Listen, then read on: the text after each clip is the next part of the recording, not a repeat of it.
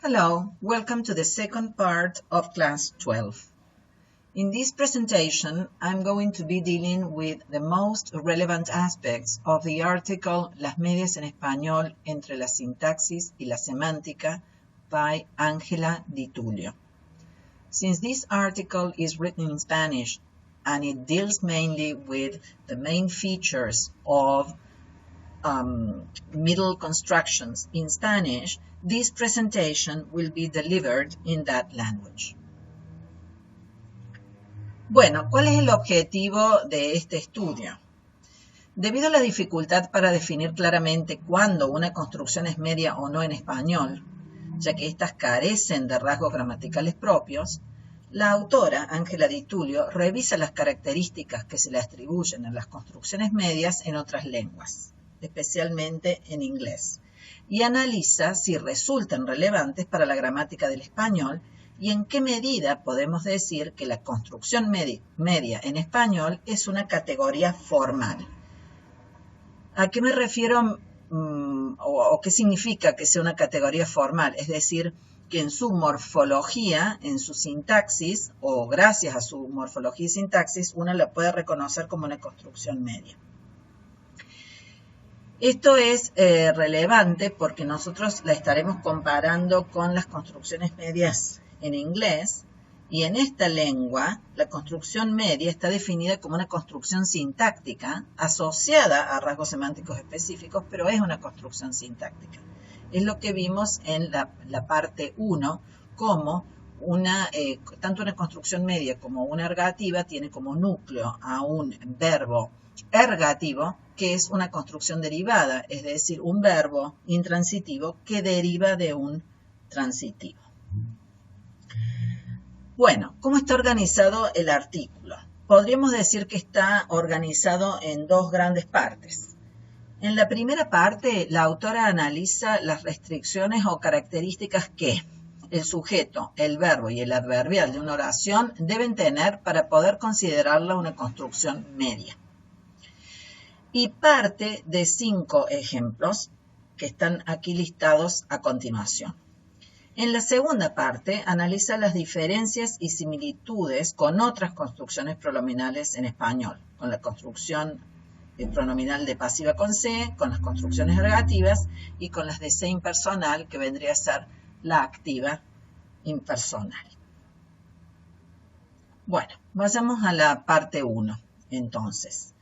La autora analiza qué restricciones debe tener un sujeto para decir que la construcción en la que está usada es una construcción media. El sujeto sintáctico corresponde al argumento interno seleccionado por el verbo. El argumento interno es el objeto directo que tiene el papel temático de paciente, que necesariamente es un verbo transitivo. A diferencia de las pasivas e inacusativas, las inacusativas serían las ergativas, en las medias, en las construcciones medias, este sujeto ocupa invariablemente la posición preverbal. Si vamos a los ejemplos, por ejemplo, esta oración se analiza fácilmente, esta camisa se plancha sin problema, un problema como este se resuelve, un jardín así se riega todos los días, este postre, bla, bla, bla. Vemos que en los 5 ejemplos la posición del sujeto sintáctico es preverbal. En algunos casos, si se altera el orden de los constituyentes, o sea, si se alterara el orden del sujeto, incluso puede cambiar la interpretación y no serían construcciones medias. Por ejemplo, no se plancha o no se planchó esta camisa, especialmente si lo usara en pretérito perfecto, no se planchó esta camisa, se refiere a un evento en particular y no, como hemos ya visto, a una característica inherente de la camisa, que sería el caso de esta camisa se plancha sin problema. Por alguna característica que tenga la tela hace que sea fácil de planchar. O todos los días se riega este jardín. Si pospongo el sujeto en este caso, ya no estoy más hablando de un tipo de jardín que se debe regar todos los días, que se riega todos los días, sino de una secuencia regular. Es decir, te cuento que el jardín se riega todos los días, ¿sí? En cambio, si yo digo un jardín así se riega todos los días, estoy hablando que por el tipo de jardín que es, por la cantidad de flores y tipo de plantas que tiene, debe ser regado todos los días. ¿Cuáles son las restricciones que tiene el verbo? El verbo, todos los verbos que aparecen en uno, en los ejemplos que acabo de leer, son efectivamente agentivos. Sin embargo, el agente en ningún caso queda explicitado. El agente implícito siempre tiene una interpretación cuantificada universalmente. Es decir, cualquiera puede planchar esta camisa, todos comen este postre con cuchillo y tenedor, uno, lo que fuera. Es decir, que estas oraciones reciben una interpretación arbitraria que está asociada a un dominio temporal genérico. Es decir, que por lo general los tiempos en los cuales va a estar usados los verbos, estos verbos agentivos, van a ser tiempos imperfectos o el presente principalmente. Un problema como este se resuelve en 5 minutos. Un problema se resolverá mañana, ya me estoy refiriendo a un evento en particular. Igual que un jardín así se riega todos los días, sería quizás hasta agramatical decir un jardín así se regó ayer. ¿Sí? Bien. ¿Qué pasa con los adverbiales que siempre acompañan a la construcción media? ¿Cuáles son las restricciones? Todos los verbos de uno de las 5 oraciones que vimos son diádicos, es decir, que seleccionan 2 argumentos, un agente y un paciente. Ninguno de ellos exige la presencia de un adverbial. Sin embargo, si suprimimos el adverbial, el resultado es agramatical o bien el significado varía drásticamente. La genericidad de las medias proviene, pues, de la cuantificación de los eventos que contienen un agente de interpretación arbitraria, lo que acabamos de explicar en la diapositiva anterior. La índole misma de la predicación adverbial coayuda en la misma dirección. Un adverbio, como fácilmente, no se predica de un evento, sino de un tipo de eventos. Entonces, volviendo a las oraciones, si yo digo un problema como este se resuelve en 5 minutos, no estoy hablando de un solo problema, sino de el tipo de problema, de un tipo de problemas. Este postre se come con cuchillo y tenedor, no estoy hablando de este postre en particular, sino de un tipo de postre, como puede ser el queso con dulce, que se come con cuchillo y tenedor. Entonces, ¿cuáles son los adverbios más frecuentes que acompañan a las construcciones medias? Bueno, hay distintos tipos de adverbios. Los que indican la capacidad, habilidad, posibilidad de realizar una acción, o sea, el típico es fácilmente, sin dificultad, sin esfuerzo. O los que indican el progreso del evento en el tiempo. Esto se lee rápido, se hace rápido, despacio, en 2 minutos. O adverbios como bien, se lee bien, o no. La negación no es un adverbio. Esta prenda no se lava. Simplemente con decir esta prenda no se lava, yo ya estoy haciendo referencia a alguna característica inherente del sujeto paciente. La prenda tiene una característica que hace que no se lave.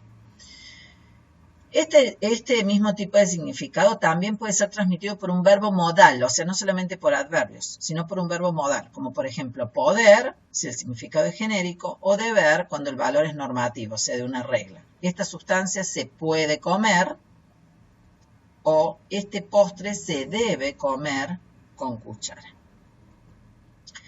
Bien, vayamos a la parte 2.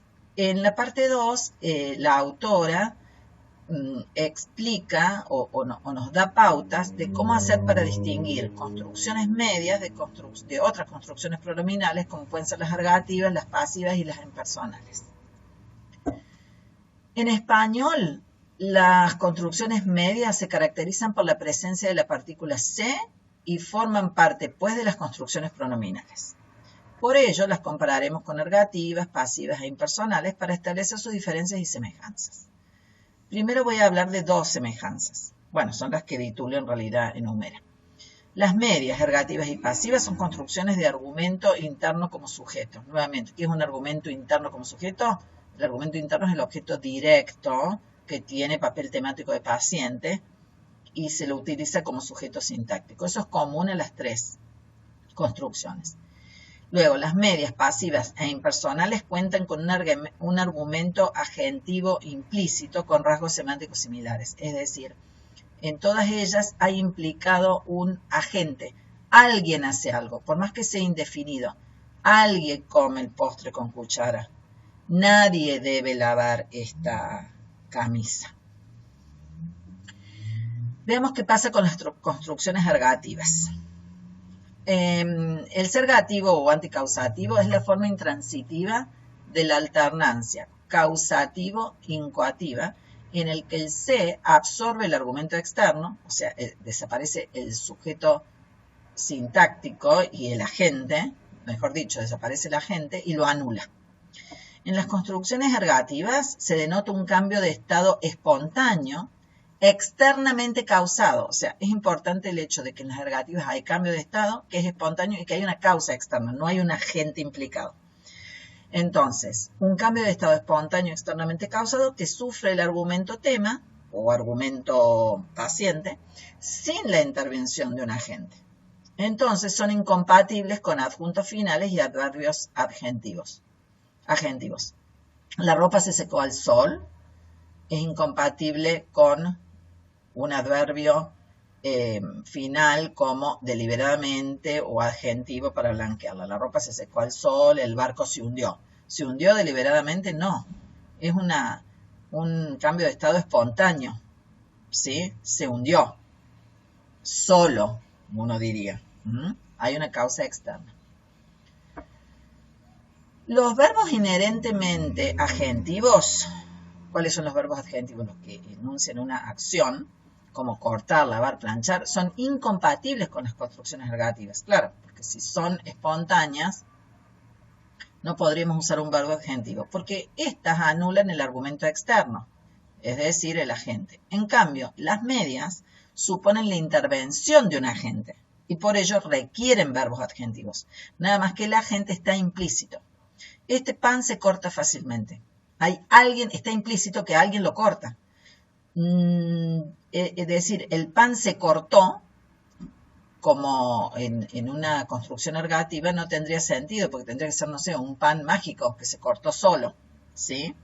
Por lo general, para comprobar, una de las pruebas que se puede hacer para diferenciar una media de una ergativa es ver si agregando el adverbial solo o por sí solo tiene sentido. Cuando es ergativa, tiene sentido. Los verbos adjetivos entonces son aquellos que exigen sujetos, agentes animados, intencionales y volicionales y no fuerzas o causas. Las fuerzas o causas serían con los verbos ergativos. Bueno, ¿qué diferencias hay entre las medias y las pasivas con C? Hay varias diferencias. Las pasivas reflejas carecen de restricciones temporales y de las restricciones temporales y aspectuales de las medias. Es decir, las medias por lo general están, como ya dijimos, en tiempos presentes o imperfectivos. En la voz pasiva puede estar en cualquier tiempo verbal. Esa casa se vendió ayer. Las pasivas reflejas, son las con C, denotan un evento, mientras que en las medias se impone la lectura de propiedad deseventizada, o sea que no es de un evento, que se atribuye al sujeto sintáctico. Entonces, es una lectura descriptiva, más estática. Como lo que se describe en una pasiva refleja es un evento, volvemos al hecho de que es un evento, el orden de los constituyentes obedecerá a razones temáticas, o sea, a la organización tema-rema. En cambio, en las medias, el sujeto obligatoriamente ocupa la posición preverbal. Eso ya lo vimos en la primera parte. En las pasivas con C muchas veces ocupa la posición postverbal. El evento descrito en la pasiva refleja supone un papel temático externo que si bien queda implícito, nuevamente el papel temático externo es el sujeto lógico, el agente, que si bien queda implícito, es sintácticamente activo. El de las medias, que requiere una interpretación universal o cuasi universal, es sintácticamente inerte.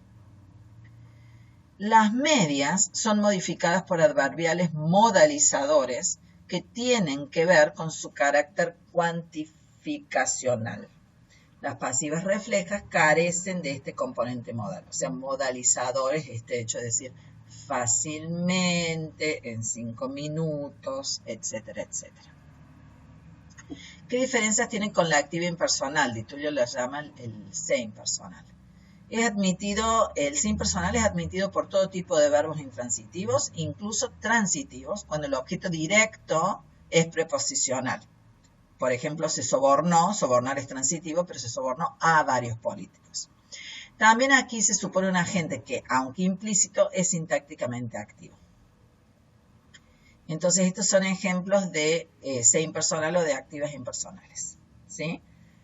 Vemos que en estos casos el agente responde en todos los casos a la caracterización del sujeto elíptico arbitrario, ya propuesta por las pasivas, como humano, indefinido. Sin embargo, difiere en su interpretación. En efecto, mientras que los tres primeros ejemplos corresponden a un pronombre específico existencial, alguien trabajó duro para retirar los escombros, o cierta gente, si todos los demandantes, el de se crece más si se desayunan cereales, recibe una interpretación genérica. Uno crece más si desayuna cereales.